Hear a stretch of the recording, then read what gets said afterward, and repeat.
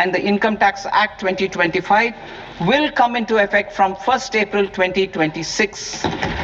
வரும் ஏப்ரல் 1ஆம் தேதி முதல் புதிய வருமான வரி சட்டம் அமலுக்கு வரும் என மத்திய நிதியமைச்சர் நிர்மலா சீதாராமன் அறிவித்துள்ளார். 2026-27 நிதியாண்டிற்கான மத்திய பட்ஜெட்டை நிதியமைச்சர் நிர்மலா சீதாராமன் மக்களவையில் இன்று தாக்கல் செய்தார். இதில் தனிநபர் வருமான வரி விலக்கு உச்சவரம்பில் எந்த மாற்றமும் இடம்பெறவில்லை. புதிய வருமான வரி சட்டம் அமலுக்கு வந்தாலும் ஏற்கனவே உள்ள புதிய மற்றும் பழைய வரி விகிதங்கள் நடைமுறையில் இருக்கும். வருமான வரி விதிகள் மேலும் எளிமையாக்கப்படும் என்றும் அது குறித்த அறிவிப்பு விரைவில் வெளியிடப்படும் எனவும் நிர்மலா சீதாராமன் கூறியுள்ளார். தற்போது புதிய வருமான வரியில் விபத்து காப்பீட்டுத் தொகைக்கு வருமான வரி விலக்கு அளிக்கப்பட்டுள்ளது. வெளிநாட்டு சுற்றுலா பயணங்களுக்கான மூல வரியும் 5 மற்றும் 20% 2% குறைக்கப்பட்டுள்ளது. ஜூலை 31ஆம் தேதிக்குள் வருமான வரி கணக்குகளை தாக்கல் செய்ய வேண்டும் என்கிற நடைமுறை தொடரும் என்றும், வருமான வரி கணக்கில் திருத்தம் செய்து குறைவான அபராத தொகையுடன் தாக்கல் செய்வதற்கான கடைசி நாள் டிசம்பர் 31ஆம் தேதியிலிருந்து மார்ச் 31ஆம் தேதியாக நீட்டிக்கப்படுவதாகவும் அறிவிக்கப்பட்டுள்ளது. மேலும் தணிக்கைக்கு உட்படாத வணிக நிறுவனங்கள், அறக்கட்டளைகளுக்கு ஆகஸ்ட் 31ஆம் தேதி வரை அவகாசம் அளிக்கப்படும் என நிர்மலா சீதாராமன் தெரிவித்துள்ளார்.